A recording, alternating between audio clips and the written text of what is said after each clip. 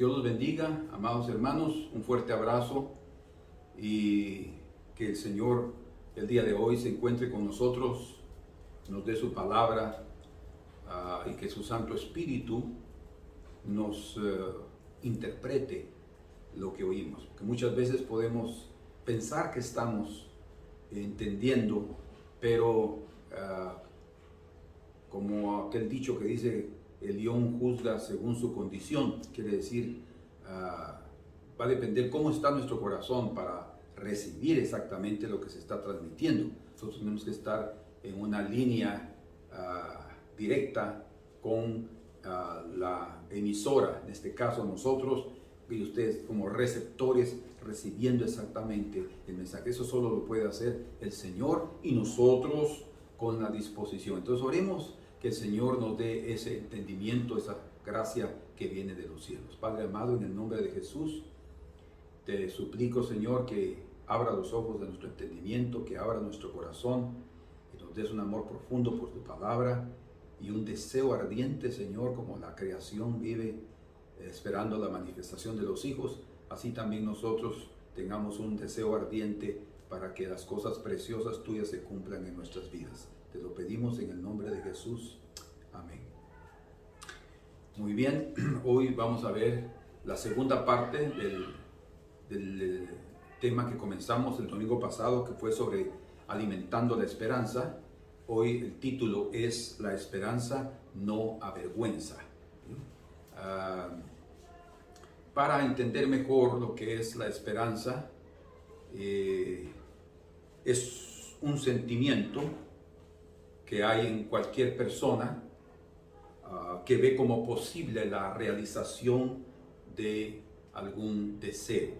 La fe es la certeza de lo que se espera, la convicción de lo que no se ve, dice. Pudiera tener alguna semejanza, pero la fe es, la esperanza es ese sentimiento, esa confianza en poder ver realizado, o sea, tiene que esperar. La fe no lo vemos todavía, pero estamos ahí confiando, también vendrá. Por eso es que es tan semejante. Pero nosotros tenemos que tener, y vamos a entenderlo mucho mejor al correr de este estudio, porque es un estudio prácticamente de la palabra de Dios, pero todos nosotros queremos tener una viva esperanza de una vida mejor en todos los aspectos, financiero, de trabajo, en la familia, personal, en nuestra relación con Dios, en nuestra relación con nuestros semejantes, que el Señor pueda darnos realmente la concretización de ese deseo bueno y legítimo. Sin embargo, además de esta pequeña definición, esta corta definición que dimos de esperanza, está en la Escritura plasmada a través de varios términos. Existen varias expresiones en la Escritura hablando de esperanza. Hoy veremos como mínimo dos de ellas.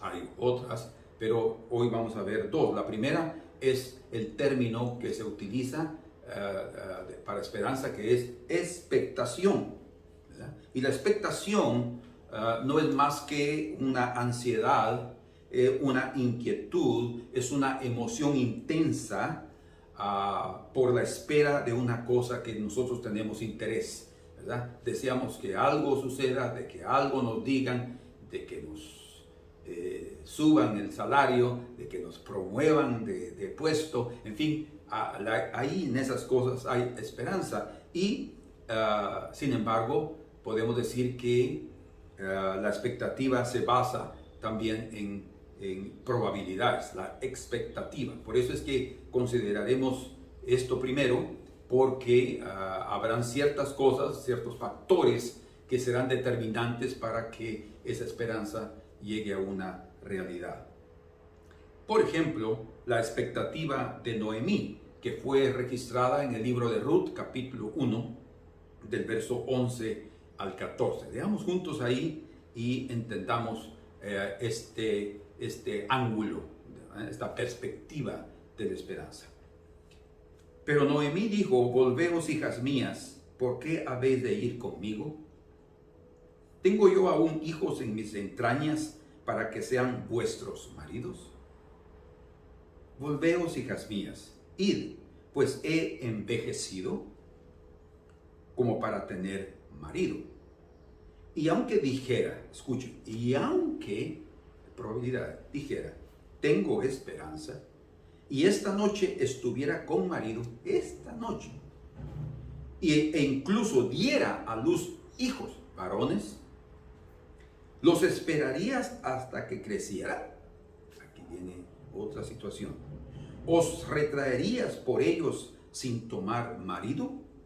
No, hijas mías. Fíjense ustedes cómo es que Noemí presentó estas posibilidades y de una vez les dijo, viendo las dos realidades, la de ella y la de ellas, dijo, no, hijas mías, tengo sobrada amargura por vosotras. O sea, ella estaba muy triste y sintiendo pues poco de incomodidad que trae tristeza, que se acompaña con la tristeza de ver cómo sus nueras, mujeres tan jóvenes, ya eran viudas como ella.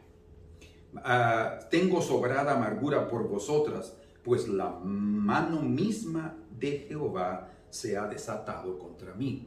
O sea, ella sentía esa amargura, sentía esa tristeza, porque consideraba que sus nueras habían recibido parte de lo que a ella le estaba tocando. O sea, Dios estaba tratando con ellos, su familia, y ni modo ellas entraron a formar parte del grupo familiar, también fueron tocadas. Y eso la tenía ella bastante incómoda. Verso 14.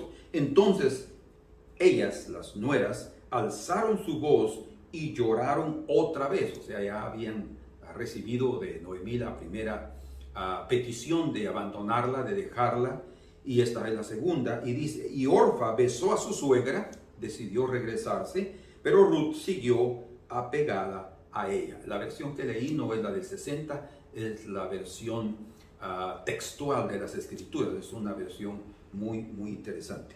Pero las palabras de Noemí que nosotros acabamos de leer aquí, del verso 11 al 14 del capítulo número 1, revelan prácticamente dos realidades que eran realidades bastante complicadas.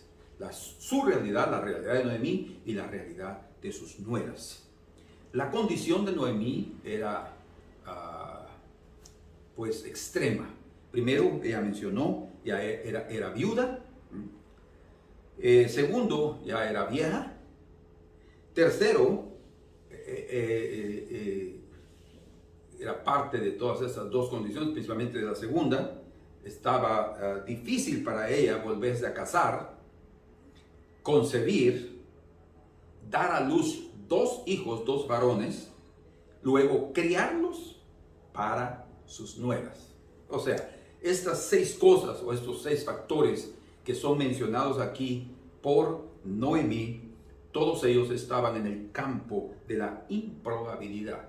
Quiere decir que era difícil, o digámoslo de otra manera, poco posible que se llegara a realizar lo que ella dijo. Por eso es que cuando hablamos tengo esperanza, estábamos hablando de una expectación, y eso está en la base de las probabilidades. La segunda realidad la vemos en la vida de sus dos jóvenes nueras, que según la tradición judía, Ruth, cuando se casó con Booz, ella tenía 40 años y Booz tenía 80 años. Según la tradición, él murió el siguiente día después de la boda. Eso es lo que dice la tradición judía. El hecho es de que, imagínense qué impresionante que esa misma noche ella concibió. Bueno, el hecho es que el estado de viudez que había entrado en estas dos jóvenes mujeres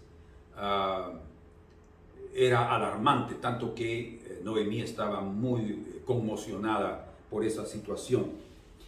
Además, era una locura pensar que estas viudas, que todavía eran jóvenes y que el apóstol Pablo recomienda en el Nuevo Testamento que las mujeres viudas jóvenes se vuelvan a casar inmediatamente, que es mejor que se casen. Entonces, para ella era una locura que ellas tuvieron que esperar en la improbabilidad, o sea, la improbabilidad de ella, de esa realidad que ya consideramos. Para Noemí era una pérdida de tiempo, y por lo tanto la mejor decisión obvia era regresar a sus casas y esperar en la misericordia de Dios, porque para ella Dios estaba en todos los aspectos de la vida, no importando si eran judíos o moabitas, y ellos pudieran encontrar un marido y rehacer sus vidas. Eso queda bien claro cuando vemos aquí en Ruth, capítulo número 1, y en el verso 8 dice: Noemí dijo a sus dos nueras: andad, volveos cada uno a la casa de su madre, Jehová haga con vosotras misericordia como lo habéis hecho con los muertos y conmigo. Fueron preciosas en cuanto al cuidado para toda la familia, principalmente para ella después. Os conceda Jehová que hayáis descanso, ese es sinónimo de matrimonio, cada una en casa de su marido. Luego las besó y ellas alzaron su voz y lloraron. Dice. Bueno, por lo visto, ustedes pueden percibir ahí que ni Noemí ni sus nueras creían que esa expectativa, y si dijera tengo esperanza, tuviera alguna posibilidad de realizarse. Las dos lo tenían eso bien claro, como cualquiera de nosotros está consciente de lo que se puede realizar o no en nuestras propias vidas. Por eso vemos que Orfa, consciente de esa improbabilidad, lloró, besó a su suegra y regresó a su casa, porque para ella eso era lo más sensato. Bueno, pero Ruth, la otra nuera, que fue la que llegó a ser parte del pueblo de Israel, a pesar de las condiciones desfavorables, porque ambas estaban en la misma realidad, siguió adelante.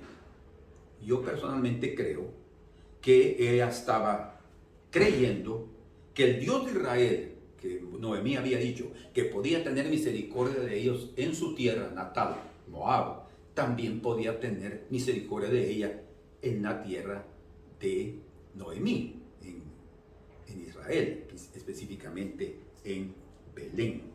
Entonces,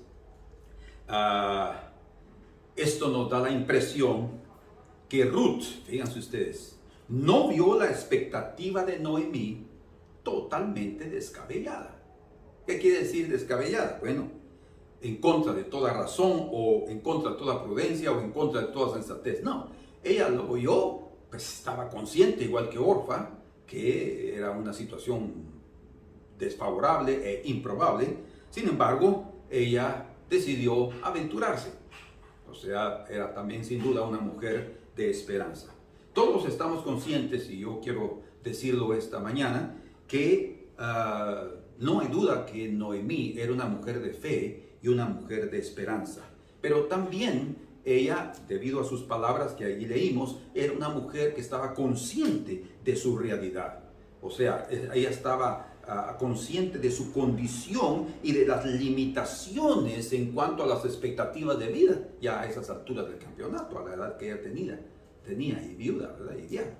Entonces, sin embargo, cuando pensamos en nosotros, también podemos considerar, y yo considero que ustedes lo son, somos personas de fe y de esperanza, y también tenemos nuestra propia realidad. O sea, cada uno de ustedes tienen esperanza en algo, pero también tienen que estar conscientes de su realidad. Ahora, a pesar de estas dos cosas, no significa que nosotros vivamos sin coraje o sin el deseo o la expectativa de recibir cosas, ¿verdad? Confiemos, eso sí, en aquel que todo lo puede, en nuestro Dios, y Dios y Él nos va a sorprender con sus bondadosas acciones a pesar de nuestras limitaciones y de nuestra realidad. O sea, para Dios no importa, a Él no le importa nuestra realidad, a Él no le importan nuestras limitaciones. ¿Por qué? Porque Él no ve limitaciones, Él no ve barreras, Él no ve muros. Él puede hacer cosas extraordinarias, mucho más de lo que nosotros podemos imaginar y pensar. Entonces, por eso es que nuestra verdadera esperanza debe estar en el Señor. Entonces, estas dos realidades en la vida de Noemí y de sus nueras impedían tener esperanza. Ahora, impedían tener esperanza en la forma normal que las cosas suceden. ¿Sí? Si estamos esperando que ella pudiera tener marido, volverse a casar, tener 2 varones, todo eso, en la forma normal de las cosas, realmente esa esperanza estaba perdida. No obstante, vean, escuchen por favor con atención y lleven esa concentración necesaria para comprender. No obstante, un milagro sí era posible esperar a través de la intervención divina.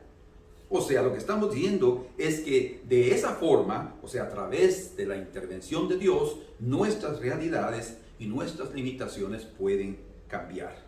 Así como sucedió con Sara, la esposa de Abraham. Ella era una mujer estéril, se casó con Abraham siendo estéril, o sea, físicamente impedida de tener hijos, ¿no? Obviamente. Llegó a ser vieja, tanto que cuando el Señor le dijo, vas a tener un hijo, ella lo único que hizo fue reírse. No por incredulidad, sino porque viéndose a sí misma, dijo, no, pero ¿será que voy a tener placer otra vez? O sea, ella sí creyó, pero estaba así, mira como diciendo, ay, qué chistoso todo esto, ¿verdad? Pero ella esperó, a pesar de su situación y a pesar del error que cometió de haber empujado a Abraham a tener un hijo con Agar, ella aprendió que debía esperar. Ella concibió por la palabra de Dios, por el poder divino, por la intervención, por un milagro. Pero así se cumplió la palabra a través de la paciencia. Así también nosotros, queridos hermanos, a pesar de nuestra realidad, puede que se presenta, digamos, muchas veces como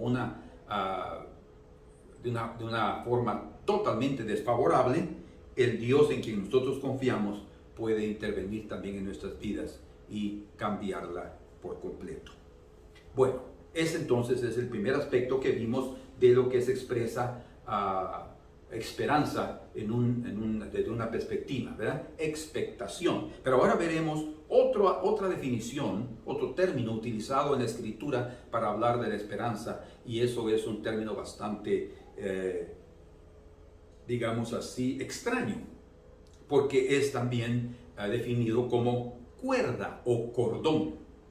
Un cordón, una cuerda, un hilo o una línea. O una línea o cordón que mide 1 metro, o una cuerda que une elementos, cosas, personas, animales. Por ejemplo, como una encuadernación. Cuando nosotros encuadernamos, lo que estamos haciendo es uniendo varias hojas con todo un contenido, y cada hoja tiene una parte del contenido. Entonces lo hace un todo a través de unir con ese hilo, que es de metal, de plástico, ¿verdad? Recto, pero lo hacen en espiral para que ahí pueda formar la encuadernación. La idea entonces que transmite ese cordón es de unir, atar y prácticamente afirmar, porque eso se convierte en algo fuerte. Entonces, en este segundo caso, que vamos a considerar la esperanza como una cuerda, como un cordón, como un hilo, veremos lo que sucedió con Rahab, la prostituta de Jericó, que ella colgó un cordón de grana o un cordón de escarlata en la ventana de su habitación donde ella vivía, en el muro de Jericó. Y ese cordón se convirtió en su esperanza. Vamos a leerlo y entendamos. Veamos primero cómo dice ella aquí, si vamos al libro de Josué, capítulo número 1, no, capítulo número 2.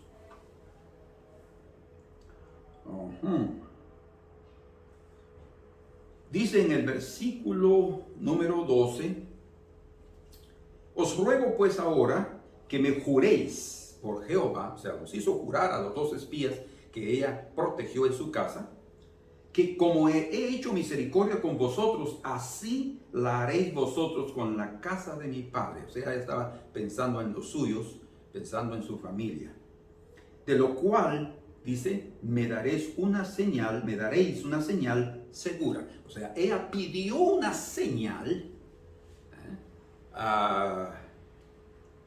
Ella también dijo que me juréis. Ella pidió un juramento, pero también pidió una señal del juramento. Eso era para ella, era muy importante, porque como el resto del ejército de Israel iban a saber que debían de perdonar la vida de Rahab y su familia. Entonces esa señal era muy importante y obviamente tenía hasta cierto punto que ser una señal física. Entonces en el versículo número 17 dice: y los hombres le dijeron: sin culpa seremos en lo tocante a este juramento que nos has hecho, tuyo, en que nos has juramentado, seremos sin culpa. Fíjense pues, si ella moría, si no tenía esa señal, ella podía morir y los otros quedaban sin culpa. Si tenía esa señal y los mataba, ellos eran culpables. Entonces dice, verso 18, a menos que cuando entremos en el país, dice, cuando entremos en el país, tú ates este cordón de hilo escarlata a la ventana por donde nos vas a descolgar. Por el mismo lugar o por la misma salida, una ventana, que ella descolgó a los espías, en esa misma ventana, probablemente tal vez para localizarla en relación al muro, ¿verdad? Y a donde descendieron, ellos podían calcular y decir, bueno, ahí está la ventana y ahí está la señal. Eso era muy importante. Entonces, reunirás entonces a tu padre y a tu madre, y a tus hermanos y a toda la casa de tu padre contigo en tu casa. Van a ser protegidos, pero tendrás que tener esta señal. Y la señal entonces que ella pidió, ella no sabía cuál iba a recibirla, fueron los espías que le dieron ese cordón de grana. Verso 21. A lo cual ella respondió: sea conforme a vuestras palabras. De esta manera nos despidió y se fueron, y ella, dice, ató a la ventana el cordón escarlata. Tengo la impresión que, o tal vez nos puede dar la idea allí que inmediatamente lo hizo, pero por lo que dicen los versículos 18, en el verso 18, ella tenía que atarlos cuando ellos ya comenzaran a entrar, ¿verdad? Ella ataría ese cordón, y obviamente no debió haber sido un listoncito que tenían que poder ver con binoculares los espías, ¿verdad? No habían binoculares en esa época. Entonces era un cordón un poquito grande, considerable, que podía verse ahí en el muro. Entonces Rahab, ahora, ¿por qué estoy mencionando de Rahab y nos olvidamos de Noemí? De ninguna manera nos olvidamos de Noemí. Ustedes van a ver ahora cómo es que la esperanza que había en Noemí, la expectativa, se une a esta otra esperanza que es un cordón en la vida de Rahab. Prácticamente se une la familia de Rahab con la familia de Noemí y con la familia de Ruth. ¿Por qué? Porque Rahab, la madre de Booz, y de hecho no existe un versículo en el Antiguo Testamento que diga en la genealogía de los judíos, porque ellos no colocan mujeres en sus genealogías, solo hombres, ¿verdad? Lo encontramos en la genealogía de Mateo capítulo 1, donde él sí menciona varias mujeres. La primera fue Tamar, y luego inmediatamente es Rahab, ¿verdad? Que Salmón, uno de los de la tribu de Judá, él se casó con Rahab, y de ellos y de esa unión nació Booz, el esposo de Ruth. Increíble, ¿verdad? Entonces, el futuro esposo de Ruth, fíjense ustedes, que para Noemí, estaba ahí, será que aunque yo dijere tengo esperanza, mire, cuando nosotros comenzamos a decir, ¿será que yo puedo? ¿Será que yo esto? ¿Será que en mí pudiera suceder tal y tal cosa? Ya el Señor la pensó años antes. Ya el Señor lo planificó años antes. Así es el Señor. Así como sucedió aquí. Ese futuro esposo de Ruth, después de haber escondido y protegido a los dos espías israelitas, esta mujer Rahab, ella pidió misericordia por su familia, y lo precioso, como ya mencionamos, ella pidió esa señal. Y los espías le dieron ese cordón. ¿Qué significa? 4 aspectos que quiero mencionar aquí rápidamente. El primero, ese cordón de escarlata se convirtió en su seguro de vida. ¿Quién de nosotros no desea un seguro de vida? Pero este es un seguro de vida hasta para la eternidad. No era un seguro de vida solo con una empresa que te va a cobrar miles mensuales para darte un servicio después mediocre. No, este es un cordón, un seguro de vida especial, pues ella y su familia no murieron en la destrucción de Jericó. Ellos fueron librados de ese juicio que estaba cayendo sobre esa ciudad, que era considerada anátema y tenía que ser destruida. Lo segundo es que se convirtió ese cordón en arras de la misericordia divina. Quiere decir, arras significa garantía, en la garantía de la misericordia divina. ¿Por qué? Ella había hecho misericordia y ahora ella iba a recibir misericordia. Qué importante es, ¿eh? Como dice la Escritura en Mateo capítulo 5, verso 5, bienaventurados los misericordiosos, dice, porque ellos alcanzarán misericordia. Y en Santiago capítulo número 2 y en el versículo número 13, dice, porque el juicio sin misericordia se hará con aquel que no hiciere misericordia. Pero como a Rahab dio misericordia, manifestó misericordia a sus espías, ella la recibió. Y dice, y la misericordia triunfa sobre el juicio. Ahí se puede ver que ella experimentó este versículo en carne y hueso. No solo para ella, sino también para su familia, porque fue libre del juicio que se estaba derramando sobre Jericó. Tercero, ese cordón de grana se convirtió en su ciudadanía, o sea, en señal de su ciudadanía. ¿Por qué? Bueno, porque ella llegó a ser parte de la familia mesiánica. Imagínense, no solo de su ciudadanía israelita, sino ella llegó a ser parte de la ciudadanía celestial. Y no solo eso, fue tan especial su entrada que ella llegó a ser parte de la familia del Mesías. Qué tremendo, ¿verdad? Bien dice la Escritura en el libro de Efesios, capítulo número 2, y en su versículo número 12, en aquel tiempo estabais sin Cristo, como esta mujer, alejados de la ciudadanía de Israel, imagínense, y ajenos a los pactos de la promesa, totalmente, sin esperanza y sin Dios en el mundo. Así estaba ella, pero ese cordón fue su esperanza. Y dice, pero ahora en Cristo Jesús, vosotros que en otro tiempo estabas lejos, habéis sido hechos cercanos por la sangre de Cristo. Ese es el cordón de grana, ese es el cordón de escarlata. Es una figura del derramamiento de la sangre de Jesús que vino para perdonar nuestros pecados y hacernos y comprarnos. Y Él nos compró con su sangre. Bien dice también la Escritura en el verso 14, porque Él, Cristo, es nuestra paz, que de ambos pueblos, judíos y gentiles, hizo uno. Por eso es que Rahab llegó a ser parte del pueblo de Dios, derribando la pared intermedia de separación.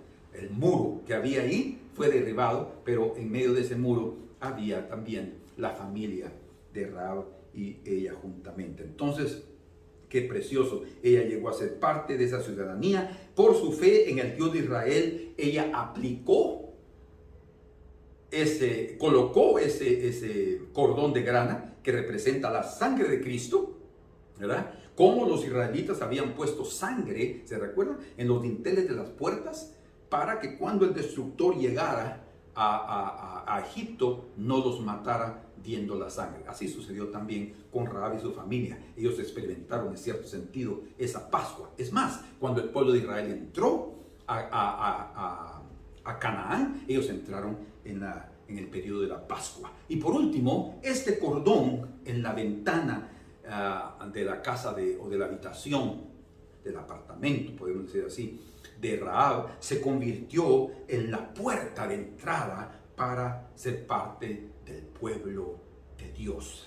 Y ustedes pueden considerar eso, como dice en Romanos 9, 24, a los cuales también ha llamado, esto es a nosotros, no solo a los judíos, sino también a los gentiles, ¿perciben?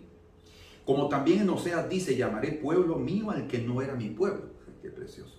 Y a la no amada, amada. Y en el lugar donde se les dijo, vosotros no sois pueblo mío, allí serán llamados hijos del Dios viviente. Entonces, a través de hijos, ¿verdad?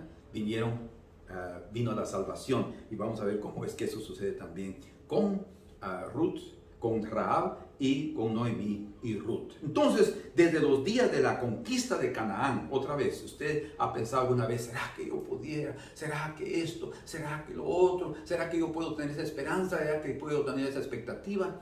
Si es legítima, si es correcta, si es pura, si es limpia, tengan la seguridad que el Señor ya pensó en eso antes que tú. Bien, desde los días de la conquista de Canaán, con suficientes años de anticipación, Dios preparó la familia de vos. el hombre que se convirtió en el cordón de escarlata para la vida de Noemí y de Ruth, en su señal de seguridad. Disculpe. En la señal de que recibiría misericordia.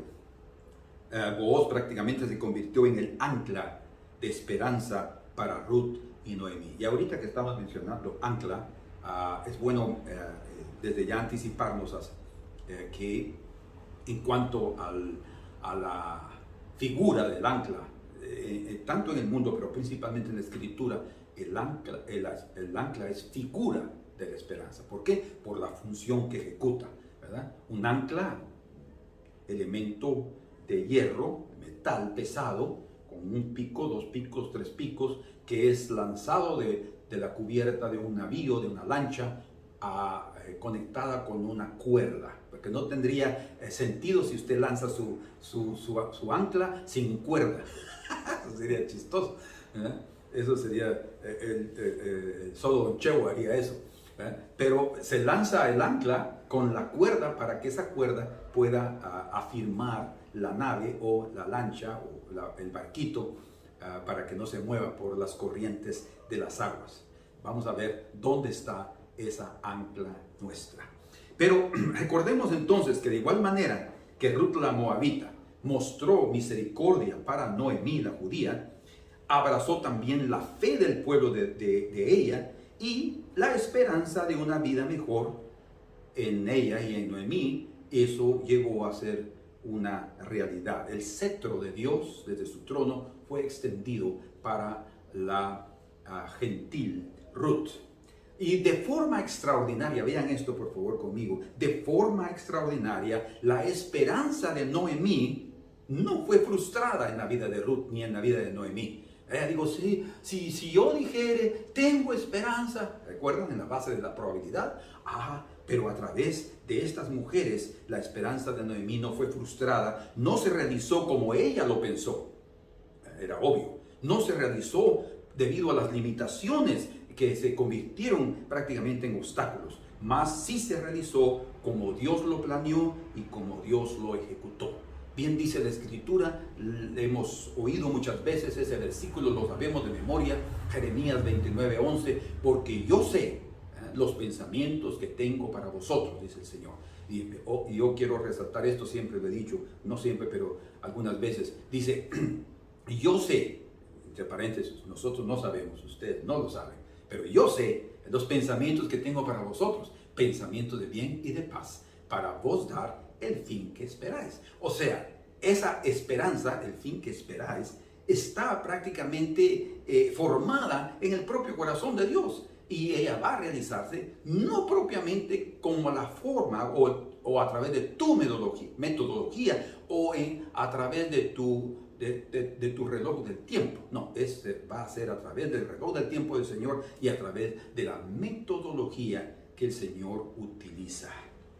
Amén. Por eso nosotros también debemos vivir a pesar de las limitaciones nuestras, a pesar de las penurias que pasemos, confiando en la bondad de nuestro Dios, porque Él de forma espectacular nos sorprenderá con su misericordia y con su providencia, o sea, la providencia la que prepara todos los acontecimientos, los eventos, las personas y el tiempo, la cronología de las cosas. Él nos va a dar más allá de lo que nosotros hemos deseado y pedido, como dice exactamente en 1 Corintios capítulo número 2 y en el verso 9, antes bien como está escrito, cosas que ojo no vio, ni oído oyó, ni han subido, nunca, ni han subido en el corazón del hombre, son las que Dios tiene preparadas para los que le aman. Y como hemos dicho, y eso es parte de la Escritura, el que ama sabe esperar. El que espera es porque ama. Y si vamos a esperar es porque nosotros amamos a Dios y todas las cosas les ayudan a bien a aquellos que aman a Dios. Entonces, cosas inimaginables, cosas que nosotros ni siquiera pedimos claramente, si nos estamos pidiendo cosas carnales y temporales, Dios nos las va a dar de una forma extraordinaria, hasta con una proyección eterna. En este sentido, vamos a ver ahora unos pasajes en el libro de Romanos, versículos un párrafo completo donde nos va a mostrar la comparación entre la debilidad nuestra y la grandeza divina. Una comparación entre nuestra incapacidad de pedir como conviene, de pedir correctamente, y la genialidad de Dios, bondad, de transformar nuestras oraciones en pedidos perfectos. O sea, pedidos alineados a su voluntad. Eso es lo que se cumple. Y por eso es que el Señor en la oración del Padre Nuestro nos insta a orar. Sí, nos insta a orar. De hecho, los discípulos dijeron, enséñanos a orar. Y Él enseñó a orar. Y en la oración, Él les enseñó a pedir varias cosas, pero al final dice, pero que se haga tu voluntad, que se haga tu voluntad. Hágase tu voluntad, como en el cielo, así también en la tierra. Señor, en el cielo hay paz, en el cielo hay luz, en el cielo hay santidad, en el cielo hay orden, armonía. ¿Por qué? Porque se hace la voluntad de Dios. Aquí en la tierra no, ¿verdad? Porque cada uno hace lo que le da la gana. Pero cuando nosotros aprendamos a hacer, a pedir y a tener la voluntad de Dios, será un éxito en nuestra vida. Amén. Entonces, entre nuestras expectativas, vamos a ver que también vamos a tener esa comparación entre nuestra esperanza, nuestras expectativas y la bondad de Dios dándonos conforme a su voluntad. Escuchen, independientemente de no entender cómo las cosas suceden, o sea, no vamos a percibir cómo es que cada situación, cada experiencia se encaja en lo que habíamos pedido, ni lo vamos a entender. Bien dice también la Escritura en el libro de Eclesiastés que Dios ha puesto la eternidad en el corazón de ellos, en los hombres, para que no alcancen a comprender la obra de Dios desde el principio hasta el fin. Es lo que llega a suceder realmente con nosotros como seres humanos. Nos es difícil entender cómo Dios opera, pero lo que sí es necesario es que aprendamos a confiar en Él, ¿verdad? Porque Él nos va a dar mucho más de lo que deseamos y entendemos. Entonces vamos ahora juntos al libro de Romanos, capítulo número 8 y verso número 18. Vamos a leer ahí juntos. Acompáñenme. Dice en el verso 18, pues considero que los sufrimientos del tiempo presente no son dignos de ser comparados con la gloria venidera. Eso tiene que ver la esperanza con lo que viene, que va a ser revelada en nosotros. Como cristianos estamos esperando cosas gloriosas. Como cristianos estamos esperando el arrebatamiento, estamos esperando la resurrección, estamos esperando una vida eterna. Ya vivimos la parte de la vida eterna, pero en la presencia del Señor allá en los cielos. Entonces, nosotros no nos debemos desanimar cuando estamos pasando por diferentes pruebas, como Santiago dice, como que una cosa extraña nos estuviera aconteciendo. No, de ninguna manera, porque los sufrimientos presentes son insignificantes, mejor dicho, cuando los comparamos con lo que el Señor tiene reservado para nuestras vidas. No solo en los cielos, sino también aún el resto de nuestros años que nos tocan vivir aquí en esta tierra. Por tanto, lo que tenemos que hacer es aprender a ver las cosas y aprender a asistir a los acontecimientos que se presentan delante de nosotros en la forma como Dios los ve. Pero ¿cómo hago eso yo, pastor, si yo no soy Dios? No, por eso el Señor nos dio la fe y la esperanza. Es posible ver de esa manera a través de la fe y a través de la esperanza. La fe, como ya leemos en Hebreos 11:1, es la certeza de lo que se espera. Dice. ¿Cómo están las dos cosas? Hay fe y esperanza. Casi se mezclan, casi se entrelazan, ¿verdad? Dice, la fe es la certeza de lo que se espera, la convicción de lo que no se ve. Por eso dice, ¿para qué? Cuando ya recibimos lo que esperábamos, ¿para qué esperarlo? O sea, en ese sentido es que la esperanza es sustituida por la realidad.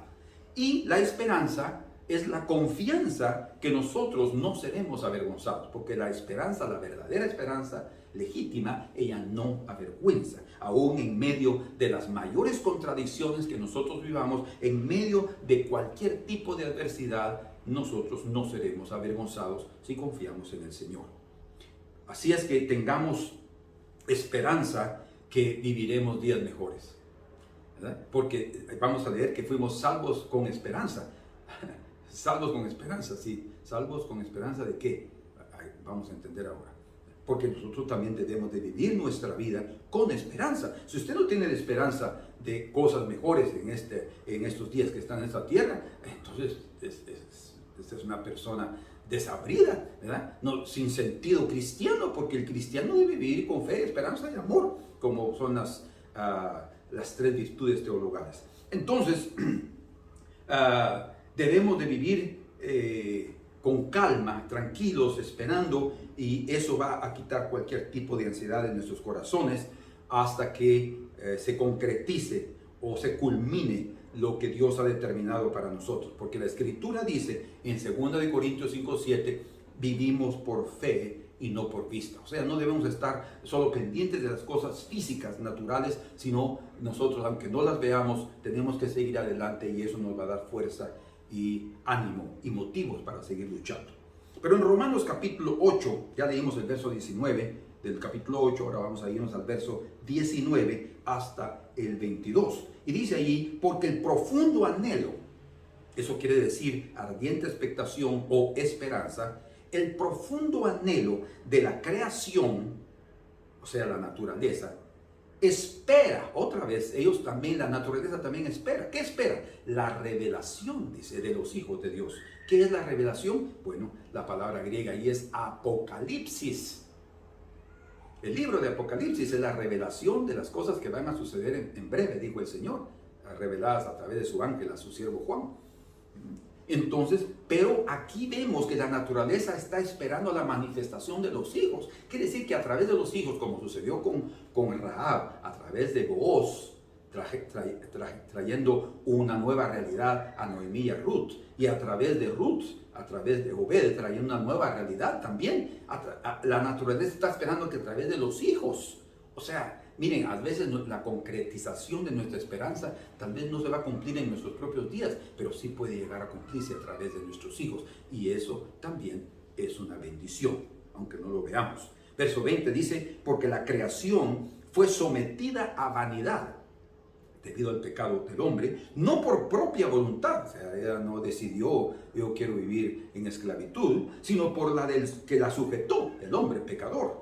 Ahora dice ahí, en esperanza, o sea, fue sujetada en esclavitud, pero con esperanza de ser librada de esa esclavitud. De igual manera con nosotros.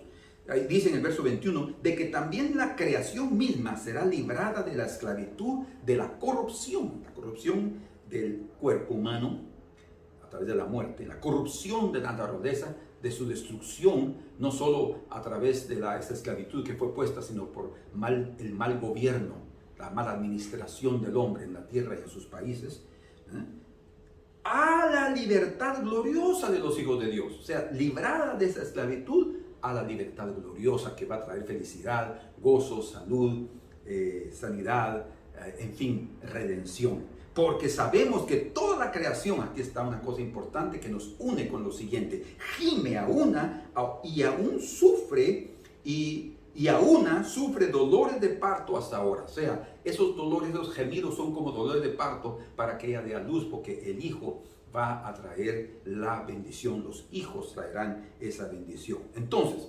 si la naturaleza, la creación, vive expectante, con ese ardiente, ese profundo anhelo de las cosas de un mundo mejor, si la creación vive también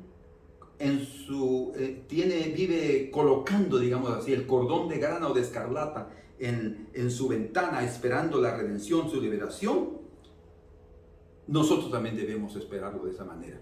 Porque así, como por los hijos, así también será con nosotros. Así como sucedió con Noemí, ¿verdad? Como ya lo vimos, fue el hijo de Ruth. El hijo de Ruth, Obed, la gentil, con el judío Booz, que dio prácticamente redención a Ruth y a Noemí, a la propia Ruth, y la libró de la amargura que ella había mantenido. Ella no pensó que ella pudiera volver a tener felicidad, pero tuvo nuevamente felicidad, tanto que las mujeres de Belén le dijeron, este hijo te será mejor que 7 hijos. Dice, o sea, está hablando específicamente de la bendición que traen los hijos. Qué precioso es eso, cuando cuando vemos el cumplimiento de la palabra de Dios. Dice aquí, las mujeres decían a Noemí: loado sea Jehová, que hizo que no te faltase hoy pariente, cuyo nombre será celebrado en Israel, el cual será restaurador de tu alma y sustentará tu vejez, o sea, hasta jubilación. Pues tu nuera que te ama, qué precioso es tener a alguien que nos ame, lo ha dado a luz, y ella es de más valor para ti que 7 hijos. O sea, no propiamente dijo, sino Ruth era más preciosa, dice, que 7 hijos, pero le dio un hijo.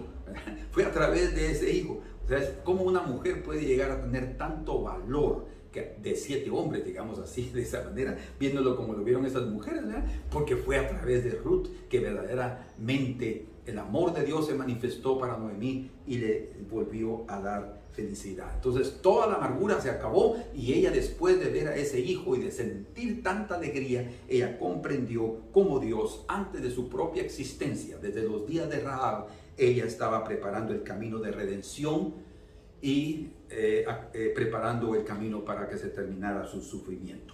Pero por último, queremos ver ahora específicamente esa parte del ancla, la esperanza como el ancla de nuestra alma. No debemos de desmayar, debemos de correr con paciencia la carrera que nos ha sido propuesta, dice, poniendo nuestros ojos en el autor y consumador de la fe, que es nuestro Señor Jesucristo, Hebreos 12:1. Pero debemos tener también lo que queda claro en Hebreos capítulo 6, versos 17 al 20. Dice: por lo cual, queriendo Dios mostrar más abundantemente a los herederos de la promesa la mutabilidad de su consejo, interpuso juramento. Estas son las dos cosas que mencionan aquí. Para que por 2 cosas inmutables, o sea, su consejo y juramento, que Dios no necesita jurar porque Dios no miente, por eso dice, en las cuales es imposible que Dios mienta, tengamos un fortísimo consuelo. O sea, el juró para que nosotros tuviéramos la seguridad que va a suceder, pero un consejo divino no va a cambiar, porque Dios no es hombre para que mienta, ni hijo de hombre para que se arrepienta. Dice, tengamos un fortísimo consuelo, qué precioso, un fortísimo conforto, los que hemos, escuchen, acudido para asirnos de la esperanza. Quiere decir que nosotros debemos de agarrarnos, abrazarnos de esa esperanza. ¿Y cuál es esa esperanza? Bueno, aquí dice, asirnos de la esperanza puesta delante de nosotros. Ahí está, delante de nosotros. No solo en el sentido de tenerla enfrente, sino en el sentido de que ella se adelantó también en el proyecto divino, ¿verdad? Se adelantó en el proceso de salvación, porque dice aquí en el verso 19, la cual, esa esperanza, tenemos como segura y firme ancla del alma. Entonces, si nuestra alma tiene esa esperanza en Cristo Jesús, porque Colosenses 1:27 dice, Cristo en vosotros la esperanza de gloria, entonces eso significa que nuestra ancla, vean ustedes, no está en el fondo del mar, como la mayoría de las anclas son puestas aquí en la tierra, ¿no? En el mar, en las aguas, porque en el profundo del mar ahí están nuestros pecados, pero esa ancla está en el lugar santísimo, no solo en el cielo, hasta en el lugar santísimo, que fue donde entró Cristo Jesús. Él es nuestra esperanza, y ahí está nuestra ancla. Vean ustedes para dónde tenemos que dirigirnos, ¿verdad? El peso del ancla jala, entonces el ancla está allá, y hay una cuerda, así como toda ancla tiene una cuerda, un cordón. Por eso es que también está la semejanza con el cordón que nos une con Cristo. Nosotros seremos elevados a los cielos a través de esa cuerda, porque allá está nuestro lugar y la persona que es nuestra esperanza. Y dice, y que penetra hasta dentro del velo, lugar santísimo, donde Jesús entró por nosotros como precursor. Se dan cuenta que es ese proceso que se realizó desde la muerte y de la resurrección de Cristo y de su ascensión a los cielos. Desde ese momento nuestra ancla está allá arriba. Y dice, hecho sumo sacerdote para siempre según el orden de Melquisedec. Entonces ustedes pueden percibir que para nosotros, a pesar de que la obra ya fue hecha, nosotros necesitamos de confianza en los propósitos de Dios, es decir, en sus consejos, porque ellos son, como dice ahí en Hebreos 6:17, son inmutables, la inmutabilidad de su consejo. Y debemos también confiar en su juramento, porque Él no miente. Y también debemos de confiar, escuchen, en su metodología, porque las cosas van a suceder no como nosotros esperábamos, no como nosotros queríamos verlas. Nosotros siempre estamos buscando que las cosas sucedan muy agradablemente. Por eso es que Él dice que no debemos tener miedo de los sufrimientos, porque eso no se debe comparar con la gloria que en nosotros va a manifestarse. Los sufrimientos y las tribulaciones hacen cosas que ninguna otra circunstancia podría hacer en nuestros corazones. Es que vale la pena continuar, porque el camino, la metodología de Dios es buena y eternamente perfecta. Y por último, en Romanos 8:23 dice ahí, y no solo ella, hablando de la creación, sino que también nosotros mismos que tenemos las primicias del Espíritu, fíjense, las primicias, la garantía, el inicio de esa gloria que nosotros, si está diciendo las primicias, eso significa que son los primeros frutos del Espíritu. Nosotros también vamos a recibir más del Espíritu Santo, de tal manera que, por eso es hasta que nuestro cuerpo va a ser glorificado cuando tengamos la gloria del Espíritu.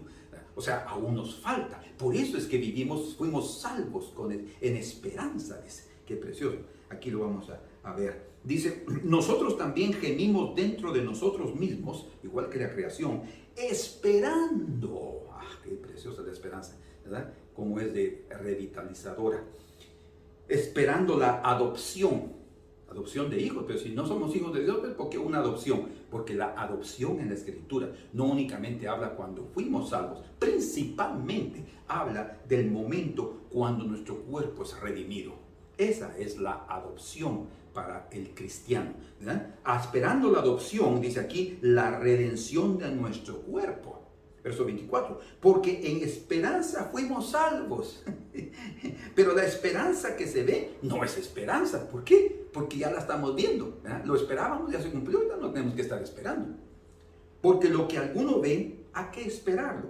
Pero si esperamos, dice aquí la actitud que el Señor espera de nosotros, que desea de nosotros, lo que vemos con paciencia lo aguardamos. Quiere decir que en cuanto estamos aquí en esta tierra, debemos tener paciencia hasta recibir lo prometido por el Señor, independientemente de lo doloroso de sus métodos. Entonces, sigamos gimiendo en nuestro interior hasta la redención de nuestro cuerpo. Bueno, cuando dice fuimos salvos aquí, porque en esperanza fuimos salvos, en el verso 24 del capítulo 8 de Romanos, eso significa que además de haber sido librados o perdonados de nuestros pecados y librados del infierno, ya no tenemos que ir allá, ese era nuestro lugar de pecadores, pero por la sangre de Cristo fuimos librados de allí. El Señor aún, además de esos beneficios eternos, tiene una gran salvación para ser aún revelada. O sea, que dice que, como Juan dice, ¿verdad? Ahora solo somos hijos de Dios, dice. Ahora solo somos hijos de Dios. Pero en aquel tiempo, dice, seremos como Él es. ¿Se dan cuenta la transformación que habrá? La gloria que habrá en los hijos de Dios. Esa gloria que habrá en esos hijos de Dios va a libertar a toda la naturaleza. Por eso es que también en Pedro, en el capítulo número 1 de Pedro, y en el versículo número 5 dice que sois guardados por el poder de Dios mediante la fe para alcanzar, escuchen, para alcanzar la salvación. No está hablando del perdón de nuestros pecados, no, la salvación que está preparada para ser manifestada en el tiempo postrero. O sea, además de lo que ya tenemos, el Señor tiene cosas maravillosas para manifestarlas sobre nuestras vidas. Pero nos es necesario que esperemos con paciencia, que tengamos esa expectación y que nos abracemos de esa ancla, de ese cordón que nos va a llevar a donde nuestro Señor entró como precursor. Y aquí en Romanos 8:26 dice, y asimismo, vean ustedes ahora lo precioso de que es esto. También el Espíritu ayuda en nuestra debilidad. Recuerden que tenemos las primicias del Espíritu, está aquí en el corazón. Todo aquel que es salvo, que ha nacido de nuevo, recibe la presencia del Espíritu Santo como evidencia de ser hijo de Dios. También el Espíritu ayuda en nuestra flaqueza o nuestra debilidad. Está hablando de qué debilidad, de lo que dice ahí. Dice, también el Espíritu nos ayuda en nuestra debilidad, pues no sabemos qué orar como conviene. Yo sé que algunos podrían decir, ¿eso quiere decir que yo estoy orando en vano? No, no, no, de ninguna manera. Entonces, ¿cómo voy a orar ahora? Sigue orando como estás, no necesitas tener detalles de cómo aprender a orar. El Señor, recuerden, los discípulos dijeron, Señor, enséñanos a orar. Y lo que el Señor les dio fue un modelo de cómo, de qué cosas sí incluir en la oración. Pero no hay duda que lo más importante, como ahí dice, es santificar el nombre del Señor, que pedirle que su reino venga y que se haga su voluntad. Eso es lo que realmente interesa en la oración. Pero generalmente nosotros no tenemos esa inclinación natural. No, simplemente estamos pensando en nuestras necesidades básicas, pensando en nuestras necesidades inmediatas. Cuando oramos por un hijo o por una hija, siempre estamos pensando en cómo librarlo de las penas, de las dificultades. Y ahí entran y se mezclan nuestros sentimientos con la verdadera voluntad de Dios y hasta en la cronología de Dios para la realización de las cosas. Por eso es que aquí viene la contribución maravillosa y poderosa del Espíritu Santo. Pues no sabemos orar como conviene, dice. O sea, cómo pedir correctamente. Pero el mismo Espíritu intercede con nosotros con gemidos indecibles. Gemidos que ni siquiera oímos. Gemidos, pareciera que estamos teniendo un monótono. Estamos hablando solitos, pero no. El Señor primero nos está oyendo. Y segundo, el Espíritu Santo está con gemidos indecibles. ¿Qué está haciendo Él? Él está evitando nuestra oración. Porque aunque Dios entiende nuestro idioma, porque Él habla todos los idiomas, hoy entiende todos los idiomas, ¿verdad? Y aún si le hablamos en lenguas, Él va a entender. Pero lo que está diciendo aquí, o lo que aquí expresa hablando de esos gemidos indecibles específicamente, es que Él va a colocar el Espíritu Santo porque Él conoce a Dios, ¿verdad?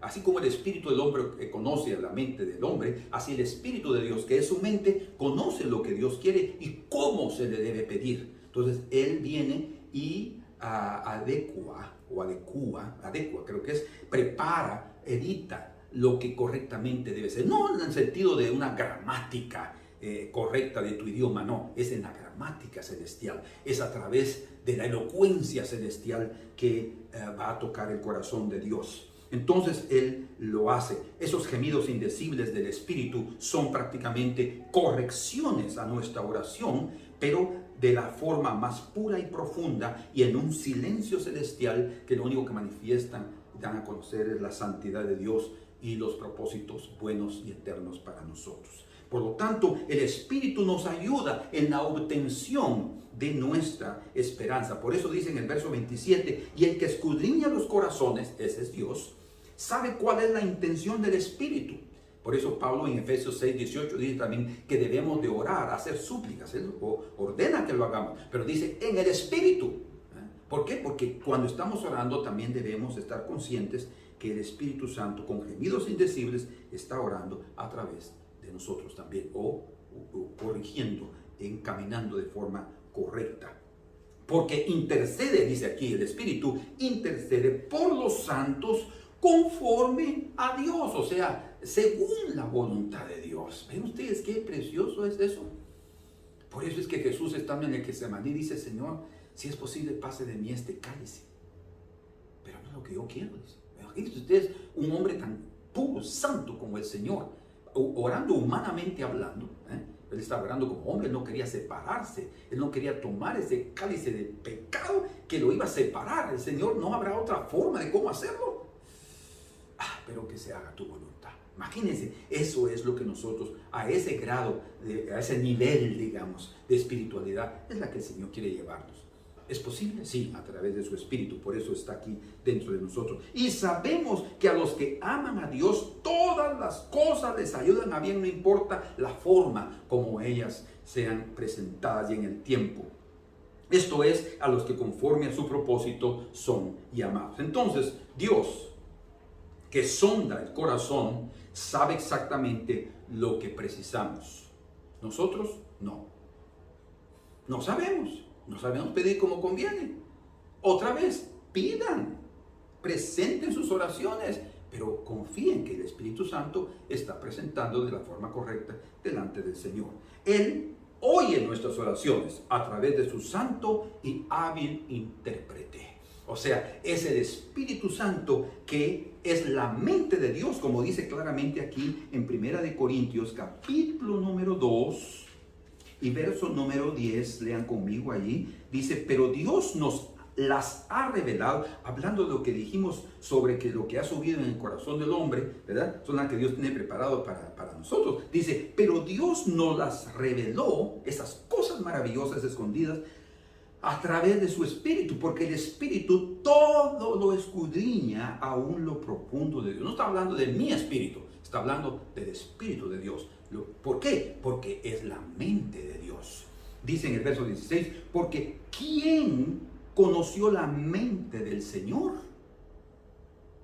¿Quién le instruirá? Mas nosotros tenemos la mente de Cristo, eso es su Espíritu. Entonces es a través del Espíritu. Eso implica que algunas cosas no saldrán como pedimos o entendemos, pero todas contribuirán para nuestro bien temporal y eterno, porque Dios siempre busca lo mejor para nosotros. Exactamente, para concluir, como Noemí, ella fue asistida, ayudada, auxiliada en su total flaqueza y en esos momentos de tanta amargura. Aún en medio de esa tristeza profunda y sufrimiento y de la falta de entendimiento de los propósitos y del plan de Dios para ella y su querida familia, llegó el momento en que ella percibió, después de algún tiempo, cuán grandes cosas el Todopoderoso había preparado con anticipación para ella y su descendencia. Y maravillosamente, algo que tal vez nadie piensa, pero hasta Dios pensó en honrar y levantar la memoria de los difuntos, su marido y sus hijos. Tanto es así que el primer hijo de Ruth, con Booz, fue el que levantó la memoria, el nombre del marido de Ruth que había fallecido. ¿Ven ustedes cómo Dios piensa en todo? Entonces aprendamos a confiar en Él y a esperar días mejores, una vida mejor como familia, como iglesia, una vida mejor en nuestro trabajo, porque Dios se adelanta a pensar en lo bueno y en lo que es de nuestra paz para cada uno de nosotros. Que el Señor los bendiga. Padre, bendice a tu pueblo. Señor, derrama sobre cada uno de ellos de tu paz, y que esta palabra haya venido, Señor, de tal manera con fuerza a sus corazones, y cada uno de ellos haya comprendido para que lo apliquen en sus vidas, Señor, y sea de gran bendición. Muchas gracias por darnos también el entendimiento en Cristo Jesús. Amén. Que Dios los bendiga. Un fuerte abrazo.